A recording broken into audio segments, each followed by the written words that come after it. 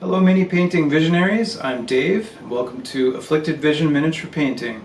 I'm really happy you checked out my site, and for my first video I'm going to be painting this handsome gentleman right here, a Chaos Sorcerer from the Black Legion. So let's get to it.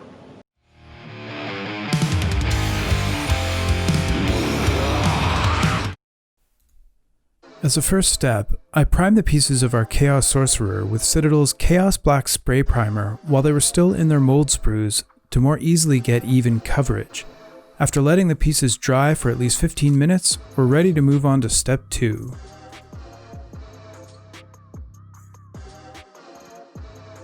Using a pair of clippers or cutters like these Army Painter brand, cut all the pieces out of the sprues.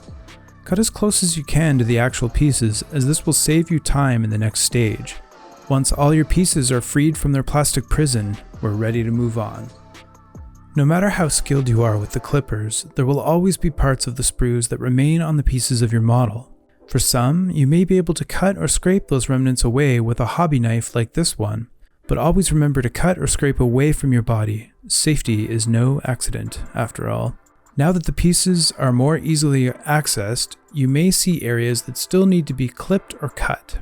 For smaller bits of stubborn plastic, files are great for smoothing them out. They come in a variety of sizes, shapes, and grit, and can usually be bought in a pack. I apologize, but I seem to have no footage of the filing I did. I must have misfiled it? Nice. You can see I had to really file down the base of the head to get a nice flat surface. You also want to remove or file down any mold lines that may have formed during production, as they can really stand out as you start to paint your model. It is common practice to drill out gun barrels to make them look more realistic. To do this, a pin vise is an invaluable tool. Using a hobby knife or other sharp point, make an indent in the center of the gun barrel.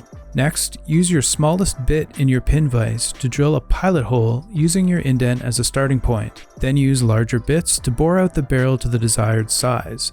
You can also drill out some barrel porting for additional detail. With all the pieces cleaned up and prepped, it's time to assemble the model. To do that, I'm using Citadel plastic glue as well as Gorilla Crazy Glue. In my experience, plastic glue works better when you score the two areas of contact and assemble the mini before priming it, as the paint seems to interfere in the molecular bonding of the plastic glue. Once you apply a bit of glue to the pieces, hold them in place for around 30 seconds and you should have a firm bond.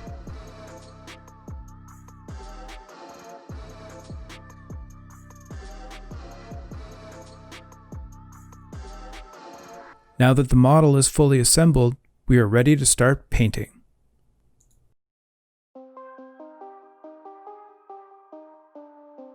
You can see the black primer has taken a bit of a beating during assembly, as there are some inconsistencies in the coverage. I'm putting a thin coat of Vallejo Model Color Black over the entire model as a fresh primed layer before starting the base coat.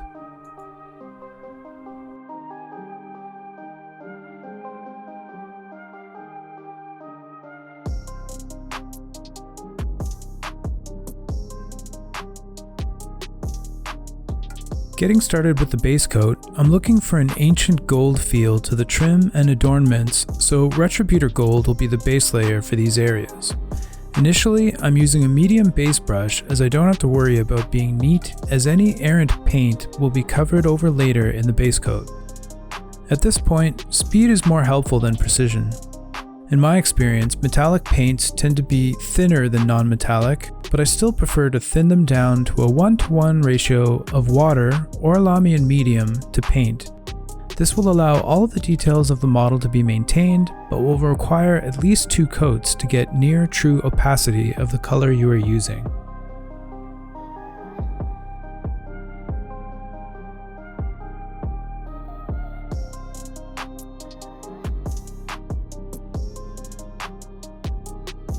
Next, I'm using Ironbreaker to paint some of the other metal areas of the model, such as the chains and hooks hanging from his waist, as well as the spikes and the barrel on his bolter.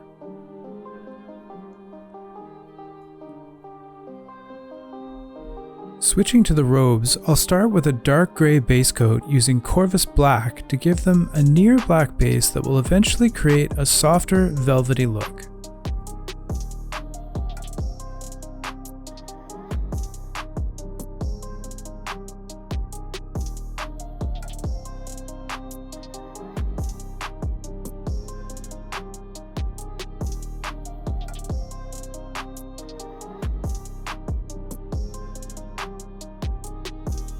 For the surcoat, I'm using Corn Red to establish a dark crimson base coat using 2 layers of thinned down paint to maintain detail but achieve opacity of this rich color.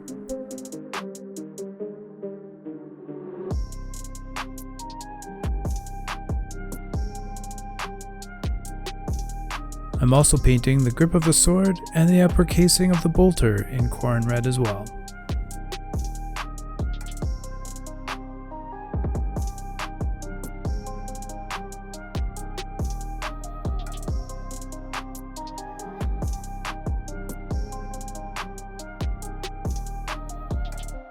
The blessings of the warp have altered the armor and jump pack of the Chaos Sorcerer, covering parts of it in a dark fleshy layer with claws. I am painting this flesh Eshin Grey, a dark grey which will be lightened up with highlights later in the video.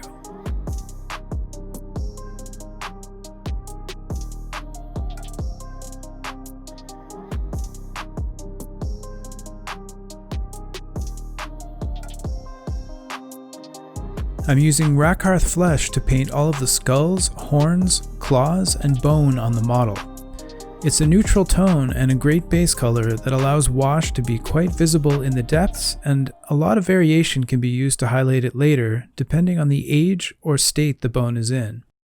I'm going for an ancient bone look, appropriate for a veteran of the Long War. Rakarth flesh is also a great color for old paper, so I'm using it for the pages of the spellbook.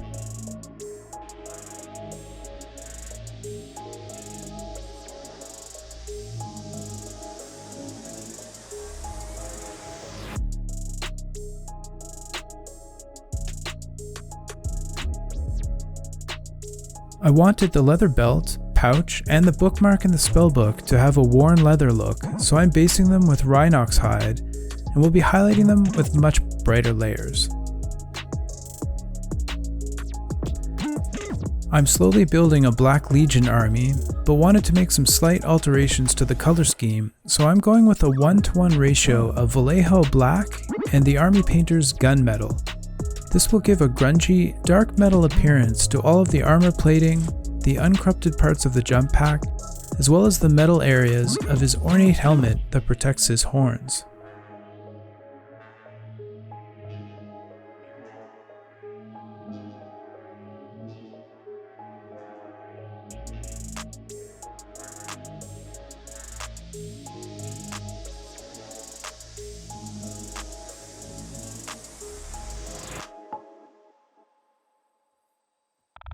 Here, I'm just quickly jumping back to some gold I missed on the helm.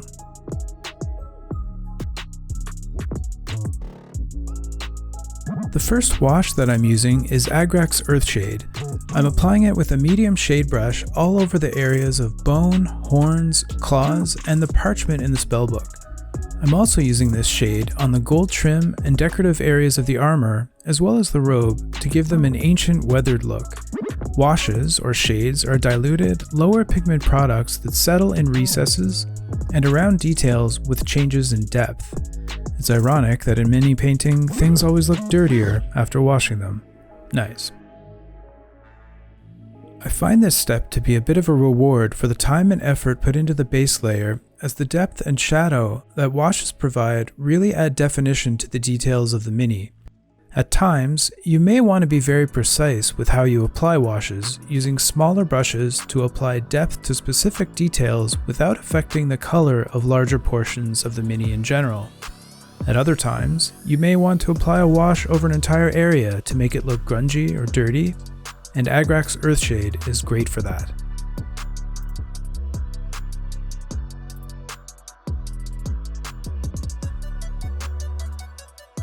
The next wash that I'm applying is Carroburg Crimson to give some dark red shadows around the areas previously painted red.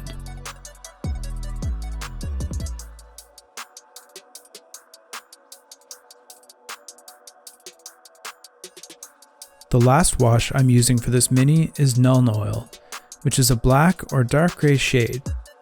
I'm applying it to the armor and the corrupted chaos flesh on the chest and the jump pack. I'm also using Nuln Oil to give depth to the chains, hooks, and the metal on the bolter.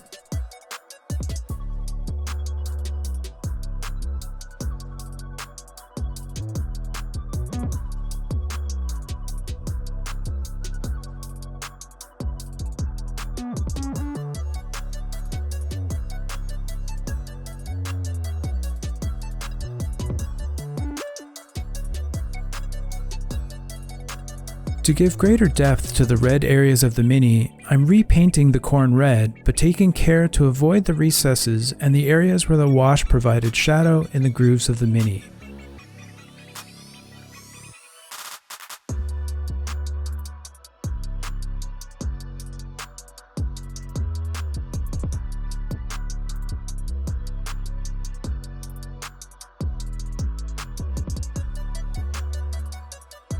Next, I'm using thinned down Wazdaka red, a light layer of red to cover the raised areas of the surcode, or those that would catch the majority of the light striking the model.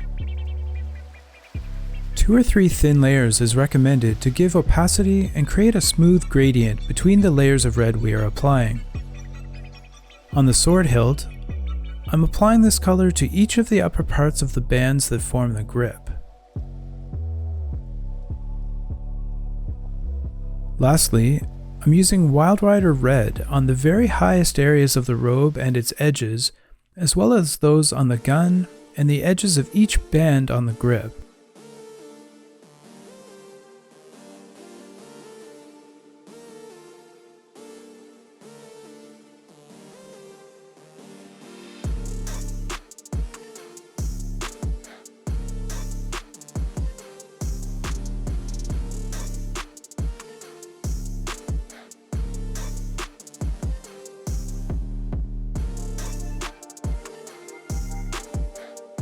This really makes the red pop and adds some much needed contrast to the dark paint scheme for this miniature.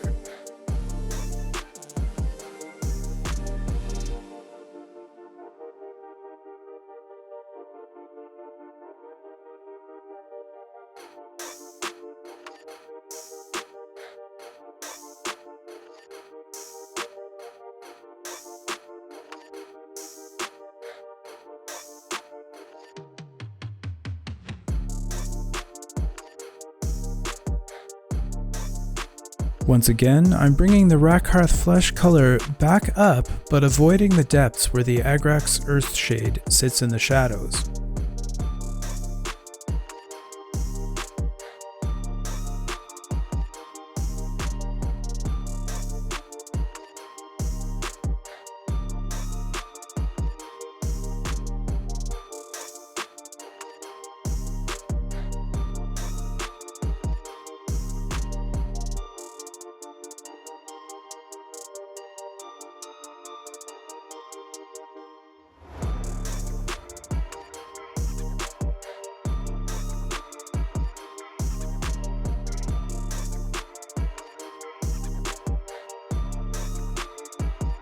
As a final highlight of the bone, horn, and claw areas, I'm using pallid witch flesh to touch up the edges and peaks of each of these details.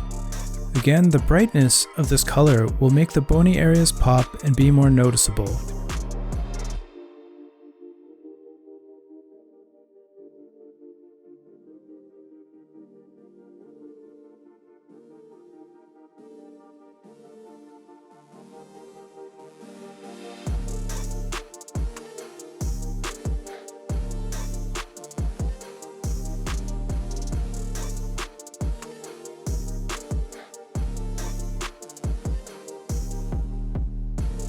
Moving to the corrupted flesh, I'm using Eshin Grey to highlight the high points that will catch more light, but leaving the depths and underside covered in wash.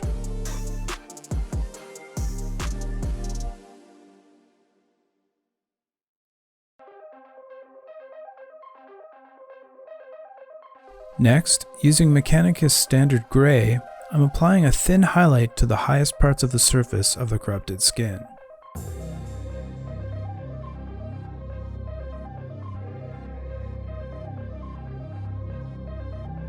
To create a velvety look on the robes, I'm reapplying Corvus Black to the raised folds while leaving the depths shaded.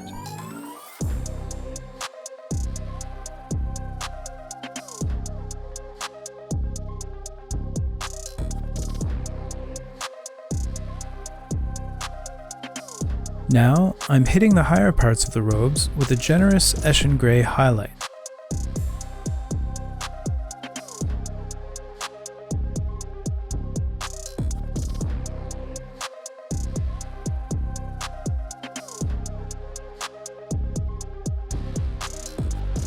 As a final layer on the robes, I'm using a layer brush to apply Mechanicus Standard Gray to the highest folds as well as the contour of the bent knee beneath the robe to make this detail stand out a bit more.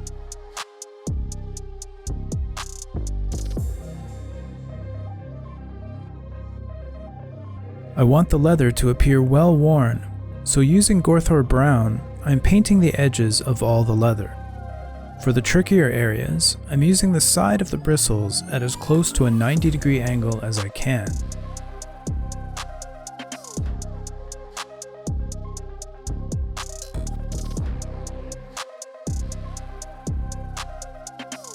As a final edge highlight on the leather, I'm using Baneblade Brown with the side of the tip of the brush to produce a thin line of bright color on the edges of the leather.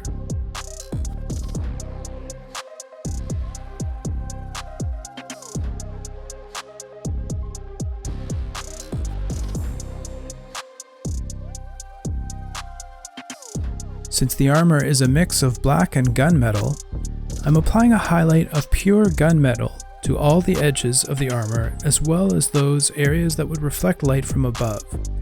For many of the edges of the armor, I'm once again using the side of my brush at as close to a 90-degree angle as possible.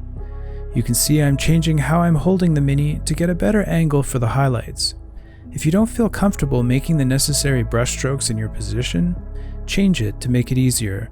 I find most of my mistakes occur when I force a brush stroke that is impeded because of the angle or due to the other areas of the model being in the way.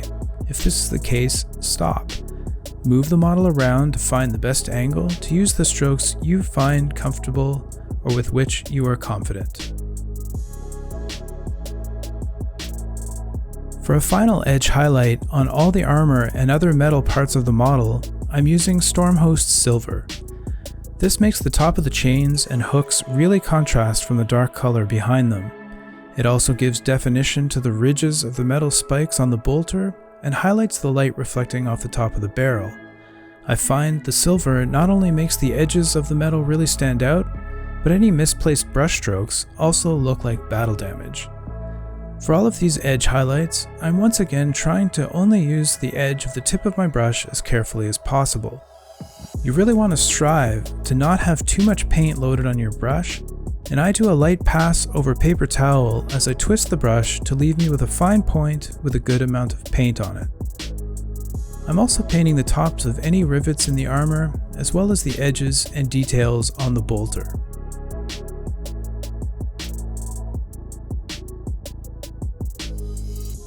To highlight the gold and give it an ancient look, I'm starting by reapplying Retributor Gold to the surfaces of the decorative elements, but ensuring not to cover any of the depth created by the Earthshade wash in the recesses or around sculpted details. Much of the visible areas of the gold parts of the model are being touched up in this step, particularly the areas that are exposed to light and visible from a straight-on perspective or from above.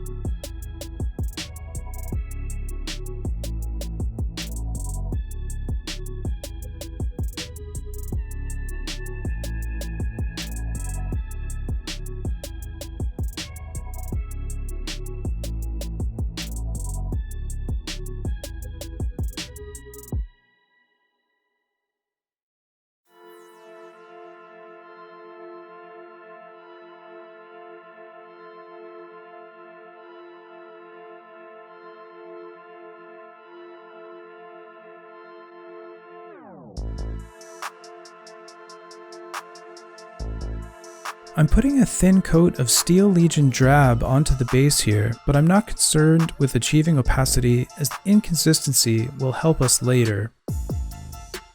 Here, I'm using Dawnstone for a light gray edge highlight to frame the metal bits inside the torn tubing on the front of the armor.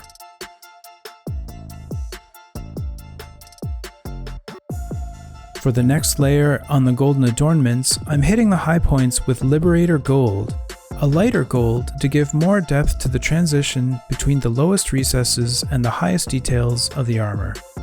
You can see I'm not touching any of the low points or underside of the gold areas of the model at this stage.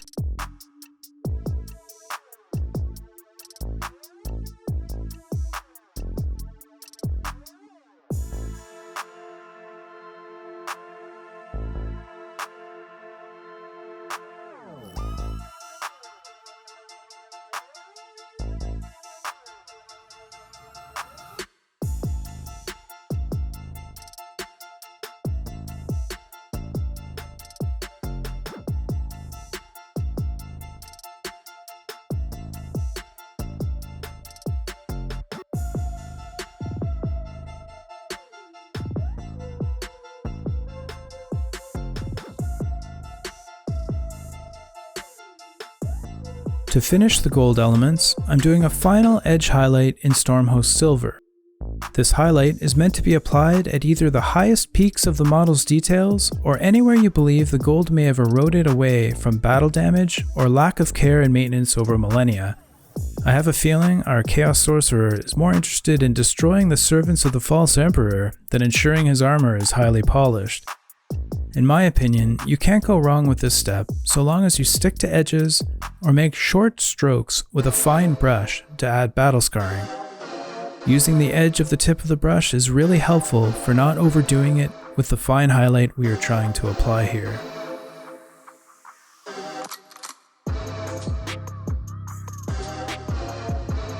In this stage, I'm applying a healthy layer of Agrellan Earth, a Citadel technical paint, to the entire surface of the base.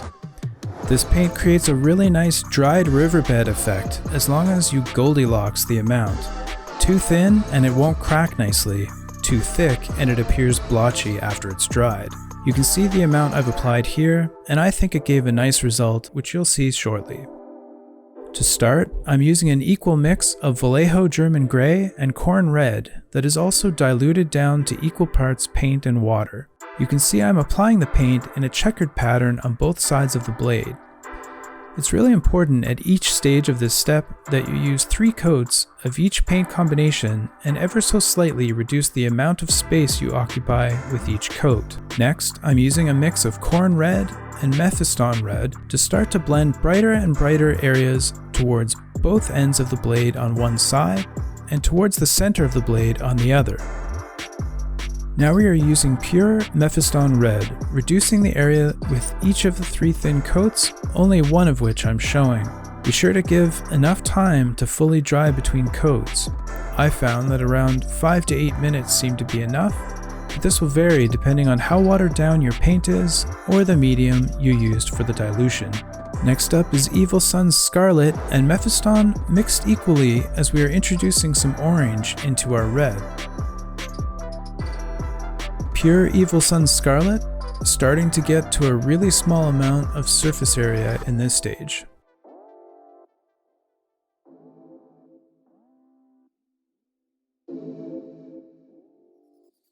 Now I'm just taking a bit of a pause to show the gradient on both sides of the blade.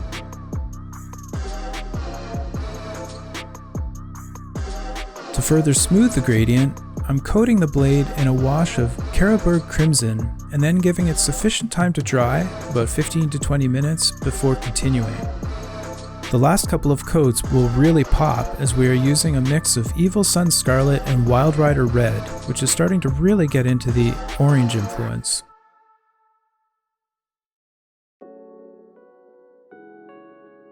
Finally, pure Wild Rider Red at the very extremities on one side of the blade and the very center on the opposite.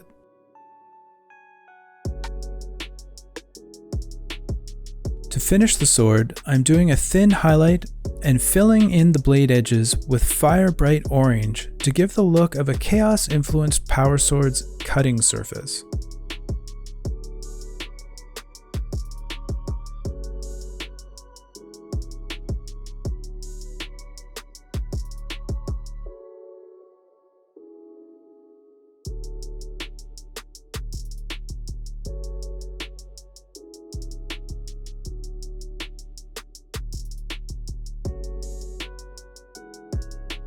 With the power sword complete, I'm using a utility knife to shave off any dried bits of the Agrellan earth that may have leaked over the edge of the base while drying. This will create a nice smooth surface for our 2 coats of Mournfang Brown to finish off our base.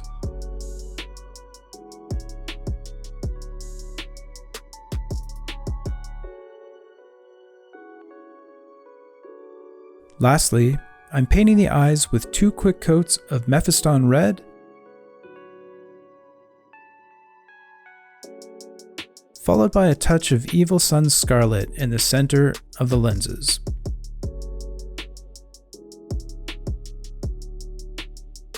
And so, here's the final product. I hope you enjoyed my first video, and I plan to bring you more soon. Thanks for watching, everyone.